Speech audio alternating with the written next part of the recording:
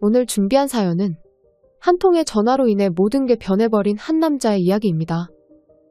사연 시작하겠습니다. 저는 올해 결혼한 지 12년 차가 된 남자입니다. 아무것도 없는 시절 아내를 만나 사랑을 하였고 이 여자만을 사랑하며 살아가겠다고 생각했는데 하루아침에 그 꿈이 산산조각이 나버렸어요.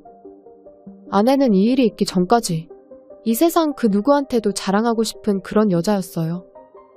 결혼하고 나서 쉬라고 말해도 고집을 부리며 맞벌이를 하였고 그 바쁜 와중에 요리면 요리, 애들 케어면 케어 못하는 게 없는 팔방미인 같은 내조의 여왕이었어요. 자, 빨리 와서 밥들 먹으세요. 엄마, 나 된장찌개 싫어. 냄새 이상하단 말이야. 선미야, 오늘만 이거 먹자. 아빠가 된장찌개 좋아하시잖아. 엄마가 약속할게. 내일은 우리 선미가 좋아하는 미역국으로, 알겠지? 엄마, 약속한 거다. 그래, 약속. 그리고 밥 다 먹고 홍삼이랑 도라지 액기스 먹어야 하는 거 알고 있지? 학교 갈 때 숙제 챙겨가는 거 잊지 말고. 네. 자기도 몸 관리 해줘야 하는데 매번 선미만 챙겨서 미안해. 내 마음 알지? 나까지 신경 쓰려고? 난 됐으니까 자기나 챙겨 먹어. 요 며칠 바쁘다고 야근까지 했으면서. 난 괜찮아. 우리 집 가장이 튼튼해야지. 국 식겠다. 얼른 먹어. 아, 맞다. 엄마, 나 오늘 학교에 준비물 챙겨가야 돼. 으이구, 빨리도 이야기한다. 벌써 엄마가 다 챙겨놓았지. 역시 우리 엄마가 최고야. 내가 엄마 많이 사랑하는 거 알지? 야, 아빠는? 아빠는 당연히 엄마 사랑하는 거에 10% 정도? 여보, 선미 말하는 거 봐. 난 맨날 찬밥이야. 이제 알겠어. 선미가 이 세상에서 제일 사랑하는 사람은 나란걸? 내가 졌네요, 졌어. 여보는 안 먹어. 회사 늦겠다. 얼른 와서 밥 먹어. 나 걱정 말고 밥이나 드세요. 선미도 얼른 먹어. 이러다가 학교 늦겠어. 아내는 전날 회사에서 아무리 늦게까지 일을 해도 다음 날이면 일찍 일어나 아침밥은 물론 딸아이 학교 갈 준비며 그 바쁜 시간에 짬을 내서 출근 준비까지 도와주는 천사 같은 아내였어요. 내가 못 살아. 넥타이 삐뚤어진 거 봐. 꼭 손을 가게 만들어요. 자, 이제 됐어. 아니다, 여보, 잠깐만. 왜 또 뭐가 남았어? 아니, 그게 아니라 내가 이거 입지 말고 새로 사준 와이셔츠 입으라고 했잖아. 이거 3년밖에 안 됐어. 어디 찢어진 것도 아닌데 입으면 어때서? 남들이 욕해 나이 들어서 옷 후줄근하게 입고 다닌다고. 아무도 관심 없어. 그리고 유부남의 아저씨인데 누가 관심을 가지겠어. 그건 자기 생각이고 이런 거 입고 회사 가잖아. 자기 욕하는 게 아니라 와이프 욕하네요. 설마 그러려고?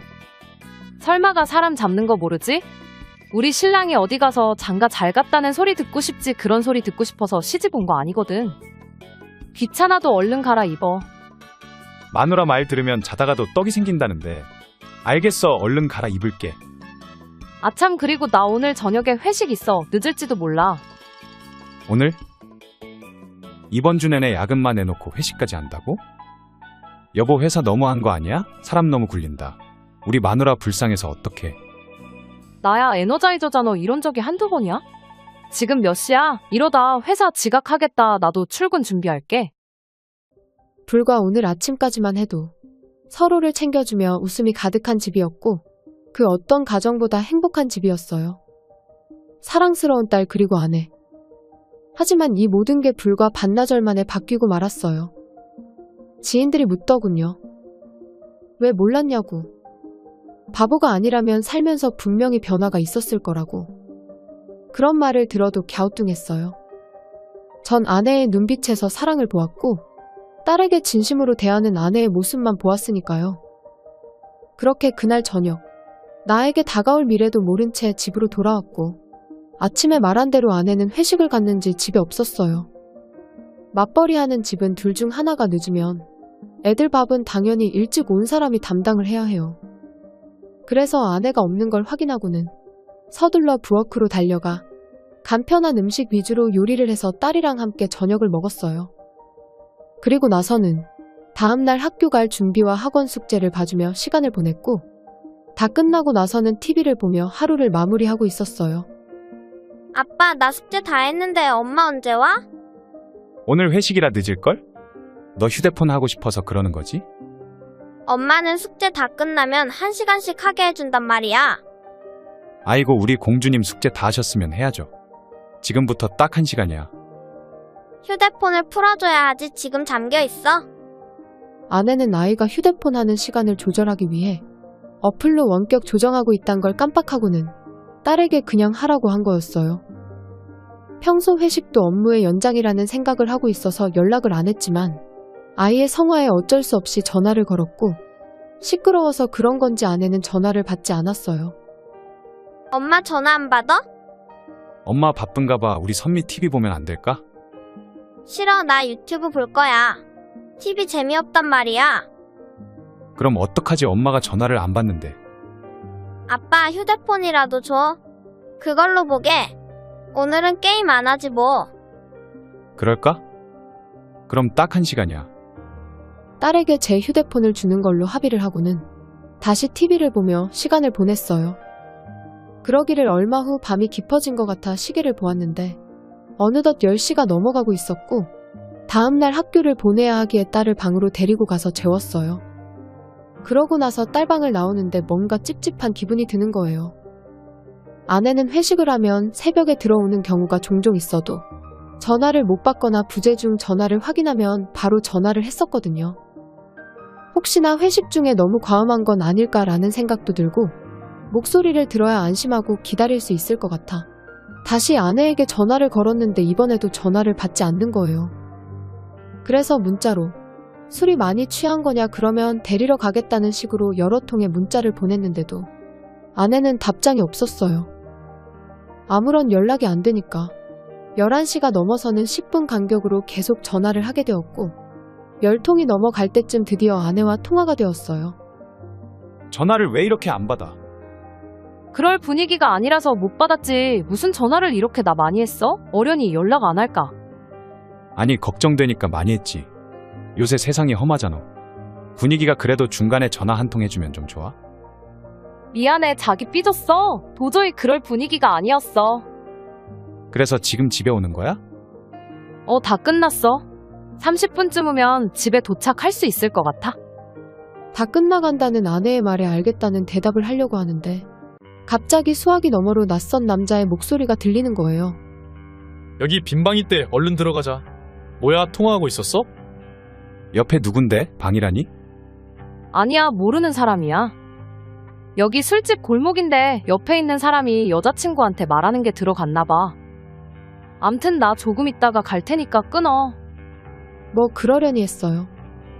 술집 골목이면 충분히 그럴 수도 있다는 생각이 들었어요.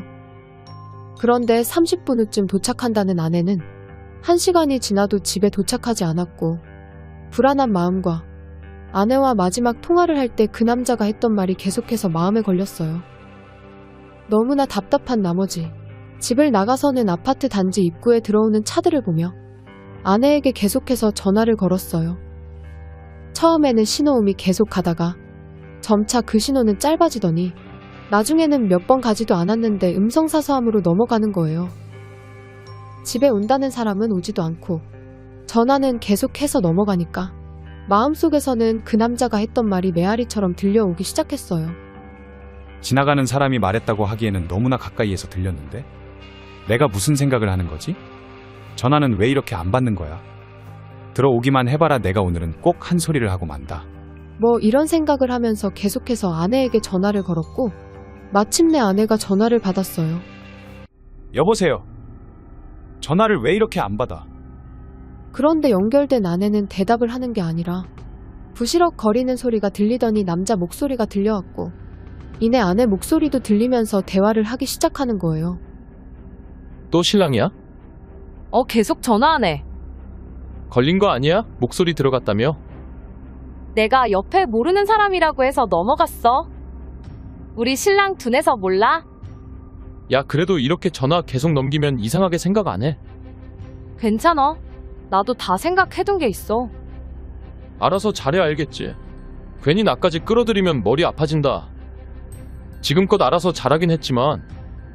둘의 대화에 깜짝 놀라서 휴대폰을 붙잡고 소리치듯 아내를 불렀지만 들리지 않는지 계속해서 둘만의 대화를 이어갔어요. 자기야, 불이 너무 밝은 것 같아. 조명 바꿔주라. 어떤 걸로 난 밝은 게 좋은데.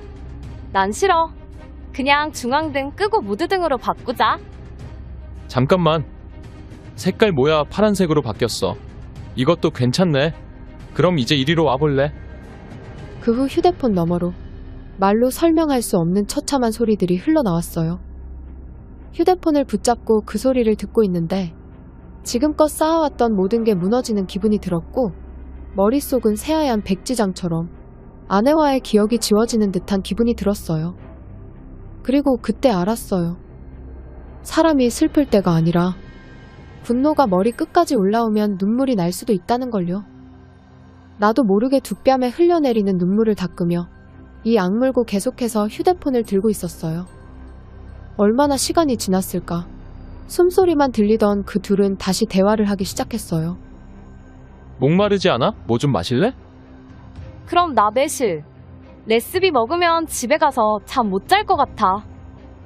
이야, 이제 냉장고 안에 뭐가 들어있는지 다 아네. 한두 번이 아닌 듯한 그들의 대화를 듣고 있는데 너무나 분통이 터져서 수화기에 대고 수차례 고함을 질렀네요. 하지만 돌아오는 대답은 없었고 그 둘의 사랑의 속삭임만 계속되었어요. 더 이상 듣고 있으면 머리가 어떻게 될 것 같아 전화를 끊어버리고는 10년간 끊었던 담배를 샀습니다. 편의점 직원도 놀라더군요. 새벽 시간에 얼굴은 일그러질 대로 일그러진 남자가 울면서 담배를 달라고 했으니 얼마나 놀랐겠어요. 그렇게 아파트 현관에서 아내를 기다리며 답답한 마음을 조금이라도 진정시켜 보려고 애꿎은 담배만 연신 피워댔어요. 1시간쯤 흘렸을까요? 아내가 비틀거리며 제 쪽으로 다가오더군요. 그 남자랑 나와서 술을 더 먹고 왔는지 엄청 비틀거리는 모습을 하고 있었어요. 그런 아내는 절 보자마자 자기가 무슨 짓을 하고 왔는지 알고 있을 거라고는 예상하지 못한 채 여보, 지금까지 나 기다린 거야? 역시 우리 신랑밖에 없네. 라고 능청스럽게 말을 하는데 피가 거꾸로 솟는 것 같았어요. 몸속 깊은 곳에서 올라오는 심한 말을 억지로 참으려고 어금니를 얼마나 깨물었던지 턱이 아플 지경이었어요. 참았던 이유도 지금 여기서 아내랑 다툼이 시작하면 동네 사람들한테 알려질 것이고 그러면 딸이 이 사실을 알까봐 두려워서 꾹 참았어요. 아내가 가까이 오자마자 팔을 잡고는 집으로 가자고 했고 저의 그런 행동에 아내는 느낌이 왔는지 얼굴이 굳어지면서 아무 말도 하지 않고 순순히 집으로 들어갔어요. 어디서 뭐하고 지금 들어온 거야? 뭐 하긴 회식이라고 했잖아. 마지막에 나랑 통화할 때 집에 온다고 하지 않았어? 혹시 지금 그것 때문에 화난 거야? 난 또 뭐라고. 아니, 내가 집에 가려고 했거든? 근데 부장님이 다음 프로젝트에 대해 할 말이 있다고 잡길래 어쩔 수 없었어. 자기도 알지? 우리 부장님 술고래인 거. 프로젝트 이야기 하다 보니까 시간이 이렇게 간 줄 몰랐어. 진짜야. 내가 진짜 진심으로 궁금해서 그러는데 요새 프로젝트를 모텔에서 하니? 모텔이라니? 그게 무슨 소리야? 맞다, 노래방도 갔다. 노래방. 아내는 술이 덜 깬 건지 아님 당황을 한 건지는 모르겠지만 술집이라고 했다가 노래방이라고 했다가 말을 바꾸며 횡설수설하기 시작했어요. 그럼 요새 노래방에 매실이랑 레시피도 갖다 놓는 모양이네. 말을 알아듣게 해야 대답이라도 제대로 하지. 갑자기 매실은 뭐고 레시피는 뭐야? 정녕 그렇게 나오시겠다. 내가 어이가 없어서. 지금 정말 몰라서 묻는 거야? 그럼 휴대폰 한번 보자. 떳떳하면 보여줄 수 있는 거지? 그러면서 아내의 손에 들린 휴대폰을 움켜쥐었고 아내는 필사적으로 뺏기지 않으려고 했어요. 아내의 그런 모습에 더욱 화가 나서 목소리를 높였는데 그 순간 엄마, 아빠 싸우지 마. 딸 선미가 방문을 열고 들어와서는 싸우지 말라며 울음을 터뜨려 버리는 거예요. 갑작스러운 딸의 등장에 어쩔 줄 몰라 하는 저와는 달리 아내는 기회라고 생각이라도 한 건지 자신의 휴대폰을 잽싸게 낚아채고는 선미를 안고 방으로 들어가 버렸어요. 나도 모르게 아내 뒤를 따라갔다가 방 문 앞에서 발걸음을 멈추고는 도저히 그 문을 열 자신이 없어서 그냥 뒤돌아 안방으로 갔어요.